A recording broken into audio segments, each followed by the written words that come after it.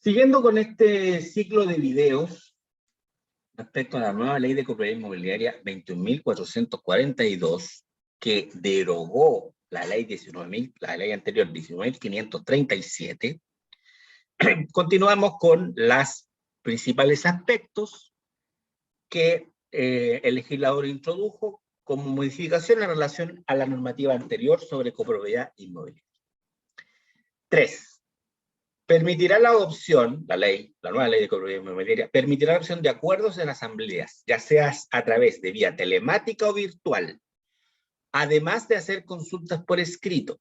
También permite la participación de arrendatarios y simplifica los quórums para que las comunidades puedan lograr acuerdos. Vamos a hablar de la mayoría de esto y vamos a dedicar un video aparte referente a los quórums, porque es largo. Entonces, si no, este video se hace demasiado largo.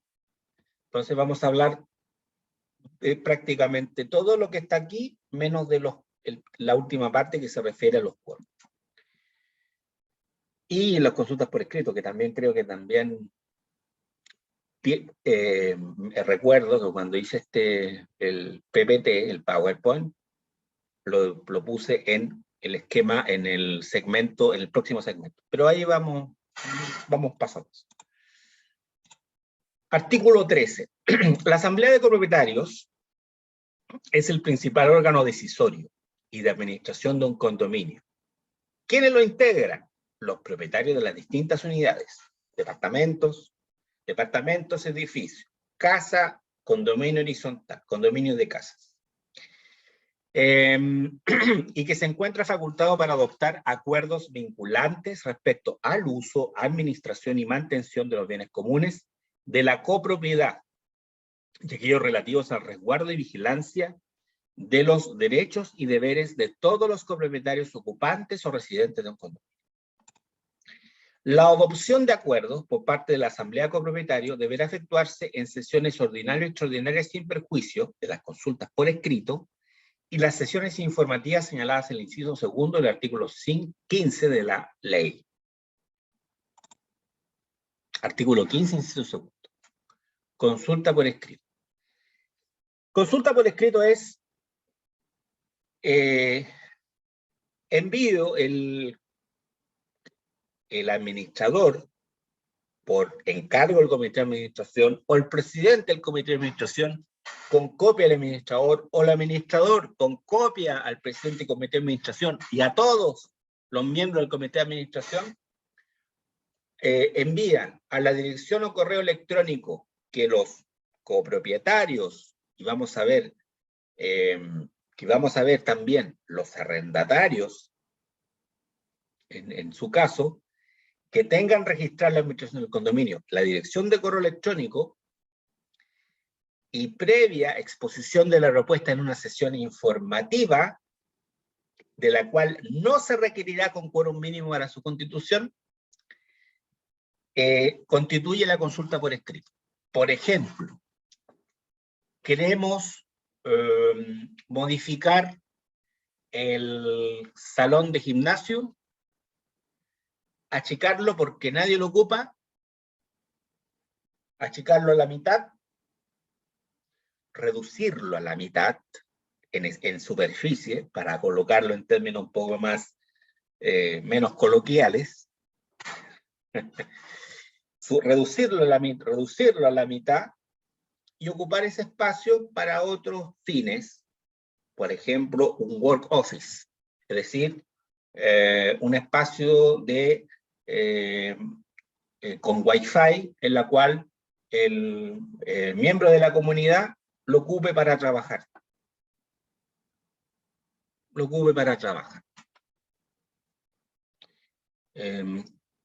Bueno, y esa propuesta se envía a los copropietarios, se hace una sesión informativa que pueden ir, se avisa en el diario mural, así lo voy a explicar porque yo vivía en condominio, yo vivía en edificio. En el diario mural, en la parte ahí cerca donde está el conserje, y se coloca sesión informativa, ¿qué vamos a hacer con el gimnasio? O la instalación, propuesta de instalación de un work office. Por decir algo. Ya. El día 5 de mayo de 2022 a las 20 horas. Van dos personas. Dos personas. No importa. No importa. Se hace esta sesión informativa y se remite la consulta por escrito a los copropietarios.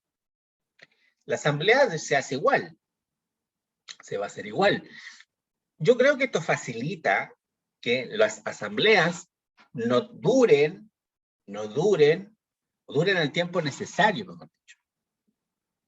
Que ya, en cierto modo, esa es la finalidad de lo que yo entiendo de la ley, es hacer menos tedioso, porque es tedioso, realmente, por eso la gente, y uno entiende que uno no vaya a las asambleas de copropietarios. Porque a veces se presta para, y disculpen el chilenismo tan coloquial, se presta a veces para ventilar cagüines. Y esto transversalmente desde el punto de vista socioeconómico. Sea el condominio de vivienda social más humilde, hasta el más impingorotado. Entonces, yo creo que esa es la finalidad de la ley. Y facilita, promueve la participación, porque en el fondo estos mecanismos de asamblea son mecanismos democráticos aplicados a la vida cotidiana y básica y normal de la gente que vive en este tipo de recintos de propiedad común. Tanto la decisión de someter una materia a consulta por escrito como la obligación de remitir los antecedentes y efectuar la sesión informativa corresponderán al comité de administración. Pero como yo les digo, el administrador lo puede enviar con copia al presidente del comité de administración. El presidente de administración lo envía a él con copia a los demás miembros del comité de administración administrador, como quieran. Pero tiene que hacerlo el comité de administración. ¿Qué pasa si lo hace el administrador solo? ¿Será válido? ¿No será válido? Depende. Si no lo ratifica, por ejemplo, lo envía el comité de administración y un vecino pregunta, Olga, ¿y esto lo sabe el comité, lo aprobó el comité de administración? Y el comité de administración sale un correo ratificando a todos los vecinos, sí, nosotros autorizamos al administrador. Consejo, el correo no cuesta que el administrador lo envíe con copia a todos los miembros del comité de administración y diga, lo envío con copia a los miembros del comité de administración quienes me autorizaron a enviar este correo electrónico.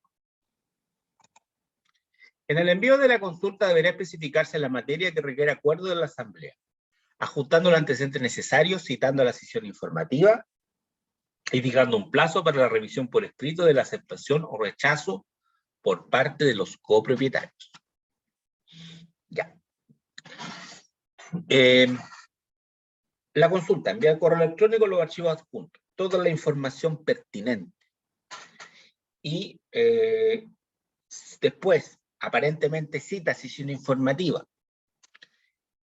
¿Saben qué podría pasar por razones prácticas? Y yo creo que aquí el orden de los factores altera el producto, a pesar que aparentemente aparece como que debo mandar el correo y después hacer la sesión informativa. A ver.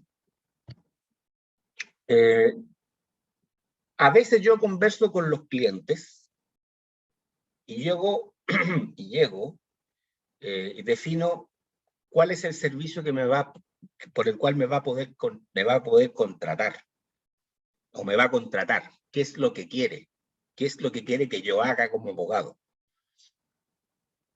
Entonces, nosotros primero conversamos verbalmente sobre ese aspecto y otros relacionados y convenimos que yo le voy a enviar un correo electrónico y usted me lo tiene que contestar respaldando, de acuerdo a lo conversado, mis servicios consistirán en esto. Y usted, si está de acuerdo, responde OK. Y el destinatario, el cliente me va a decir OK, de acuerdo, sí. Está conforme a lo conversado. ¿Por qué les digo esto? ¿Por qué les cuento esto? Porque pensando en forma práctica, quizás lo primero o lo recomendable sería hacer sesión informativa. Y en esa sesión informativa señalar, aunque vayan 2 personas, 3 personas, que se va a mandar un correo electrónico. Y si los vecinos quieren hacer una asamblea o una reunión o otra sesión informativa, que de hecho se puede hacer de manera telemática, como ya indiqué, por Zoom, y claro, y ahí el presidente de administración dice, ya, perfecto, vamos a hacer una segunda sesión informativa. Esa sería mi recomendación. Ahora, si quieren partir por la dirección de correo electrónico y señalar de manera, porque dice acá, adjuntando los antecedentes necesarios, ¿para qué voy a contar todo si en la sesión informativa voy a decir lo mismo?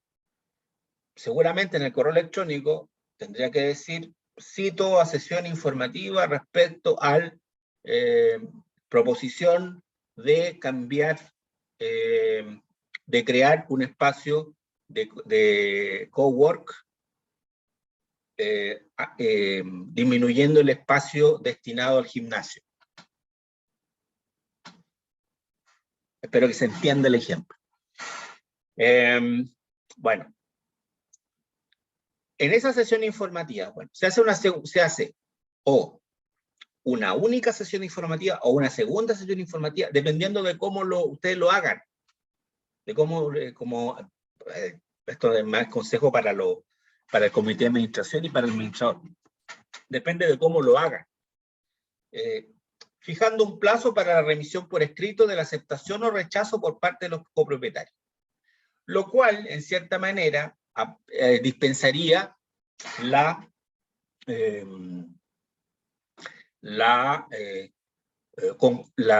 el llamado o convocatoria a una asamblea ordinaria o extraordinaria, dependiendo de la materia que se quiera tratar. Y en este sentido, facilitaría que, por ejemplo, se envía la propuesta por correo electrónico. Voy a señalar como dice la ley. Se envía la propuesta con correo electrónico. Y la propuesta es muy detallada. Aquí están los presupuestos, consultamos con 3 constructoras que harían este arreglo, esta modificación al espacio del gimnasio y crearían este espacio cowork. Y con todo el detalle. Ya. Y para que comenten, si tenemos una sesión informativa, el día tanto, por Zoom, o por Meet, la otra de la aplicación de videoconferencia de Google, por decir otra cosa, o por Skype, que está tan venido a menos últimamente, o por otra plataforma de videoconferencia determinada, Microsoft Teams o el otro del Cisco Webex. Da lo mismo. Se hace la sesión informativa, se da constancia, debería juntarse en un acta, y en esa acta o correo electrónico se fija un plazo para la revisión escrito de la aceptación o rechazo por parte de los propietarios. Por escrito. ¿Por escrito qué?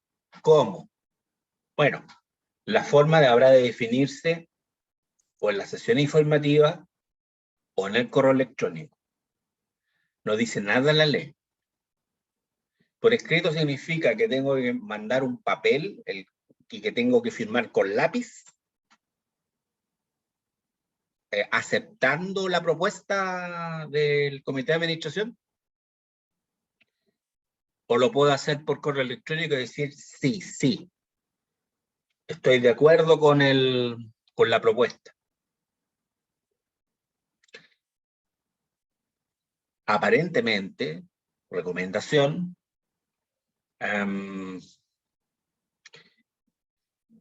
tendrá que hacerse con un papel firmado. Aparentemente. Que no es un acta y viene a reemplazar el acta, que tenga que hacerse una asamblea, levantarse el acta y que firmen todos los concurrentes y que se cumpla el quórum.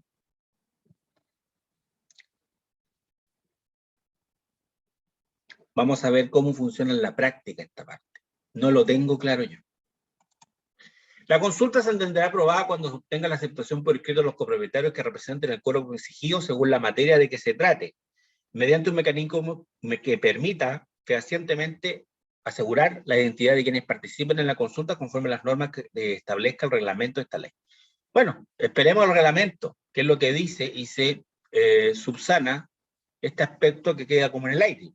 La consulta por escrito, o correo electrónico, o papel con firma con lápiz, u otra forma. En el reglamento de copropiedad se podrá acordar la participación de la asamblea de manera virtual, a través de videoconferencia, o por otros medios telemáticos de comunicación similares. Excelente. Para ello se deberá establecer requisitos y condiciones que aseguran la participación y votación efectiva y simultánea, además de cumplir con las normas y requisitos que señala el reglamento de la ley. También habrá que esperar el reglamento, pero ahí solo que eso se posible, o sea, yo creo que ese no es problema, porque por lo menos en el Zoom, que estoy haciendo este video por Zoom, pueden haber 20 personas conectadas y todo esto, buena pregunta, y la voy a dejar en el aire, porque la voy a dejar en el aire. El Zoom que yo uso es pagado. Es pagado. El Zoom normal, el Zoom básico gratuito, las reuniones duran 40 minutos. El Zoom básico, el que viene, el Zoom que viene, las reuniones duran, al pagado, porque hay varios planes, dura 12 horas. 12 horas. Puedo conversar 12 horas con una o varias personas. Pero ese es el plan, el segundo plan. El primer plan pagado de una tarifa X. Pero hay varios planes, con varias circunstancias, con varias características. Entonces, acá el comité de administración y el administrador tienen que ponerse de acuerdo y tienen que tener claro cuál va a ser la plataforma de videoconferencia que se va a usar, y que sin ninguna duda, por las características y circunstancias de este tipo de agrupaciones humanas conformadas en estos condominios, va a tener que ser una plataforma de videoconferencia paga. ¿Y quién lo paga? ¿Y cómo se paga? ¿En cargo a qué? Bueno, les dejo eso en el aire. Yo creo que puede que esté en el reglamento, no lo sé. Artículo 5º. Todo copropietario deberá incorporarse en el registro de copropietarios, a que debe referirse el artículo 9, y estará obligado a asistir a las sesiones respectivas, sea personalmente o representado, según establezca el reglamento de copropiedad. El otro día salió un reportaje sobre los propietarios invisibles o desconocidos de departamentos en la ciudad de Santiago. Artistas o inversionistas inmobiliarios son dueños de prácticamente todos los departamentos. Todos los departamentos. De los cuales obtienen renta, lo cual es legítimo. Pero no participan y no les interesa participar, y no porque no les afecta, y quizás no les interesa o les es indiferente participar de la vida cotidiana de los que viven, realmente viven día a día y cotidianamente en ese condominio. Y por lo tanto, la nueva ley establece la obligatoriedad de asistencia de estos copropietarios, pero sea personal o representado, según establezca el reglamento de copropiedad. Con el objeto de facilitar la comunicación entre el comité de administración, la administración y los copropietarios, estos últimos, los copropietarios, deberán consignar en sus correos electrónicos sus respectivos domicilios en el registro de copropietarios. Ya lo mencioné.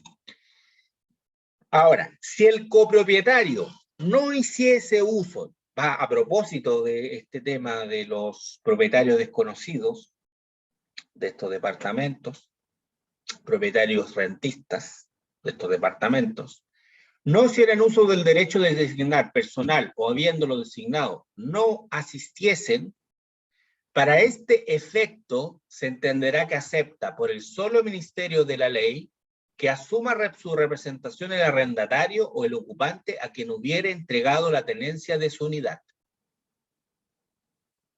Arrendatario u ocupante. Salvo que el propietario comunique al comité de administración y administrador en la forma que establezca el reglamento de la ley que no otorga dicha facultad.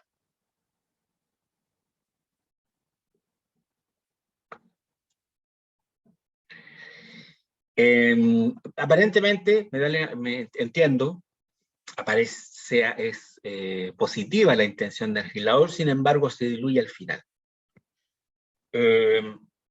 Si no se hace uso del derecho, está obligado a comparecer, está obligado a comparecer, personalmente, o representante. Pero si no usa el derecho de designar representante, o si lo hizo, no asistió,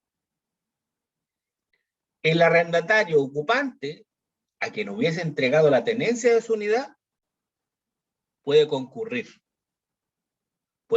a las asambleas, representando a la unidad. Salvo que el copropietario comunique, y esto es lo que comunica el comité de administración en la forma que está el reglamento de la ley, que no otorga dicha facultad. Bueno, no sé.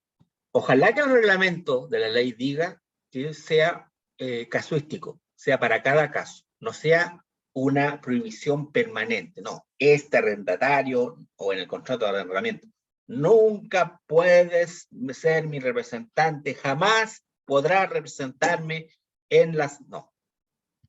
Ojalá que no diga eso. Ojalá que no diga eso, porque eso sería, en cierto modo, perpetuar la especulación, porque es especulación, de tener tanta propiedad sin usar, porque a veces dice, ya, oiga, tengo problemas de gotera, es que ese problema no es mío, yo lo arrendé, usted paga los gastos comunes, ese problema véalo con la administración. A mí no me mire, a mí no me cuente, a mí me tiene que pagar el arriendo y listo. Y a veces no es el arrendador, a veces es un corredor de propiedades que es el intermediador, que es la cara visible del dueño de la propiedad, del dueño del departamento. Sin perjuicio de lo anterior, para las materias que de la Asamblea, señala el artículo 15, requieran quórum de mayoría reforzada, esto es 66,6% de los copropietarios con derecho a voto, el arrendatario u ocupante necesitará la autorización expresa del propietario de la unidad para su representación de acuerdo a la forma en que se determine el respectivo reglamento del condominio. Eso es, a ver, para materias no tan importantes, ¿cuál es el problema? Si, a ver, si usted copropietario que no vive ahí y usted arrienda, ¿para qué va a ser tan canalla de negarle la posibilidad al arrendatario que vive el día a día de poder tener una participación efectiva en las decisiones que se tomen en torno a su situación en estas propiedades comunes. ¿Para qué? Veamos lo que va a decir el reglamento. Pero esto es razonable, o sea, en materia de enajenación del condominio, modificación, cosas importantes, ya, es razonable que el copropietario, el dueño, en el fondo porque en el fondo esas materias tienen que ver con modificaciones físicas de las unidades del condominio, claro, afectan el derecho de propiedad físico del copropietario. Entonces, ahí es razonable que, claro, requiera la autorización expresa. Ahí totalmente razonable. Fin de la tercera parte.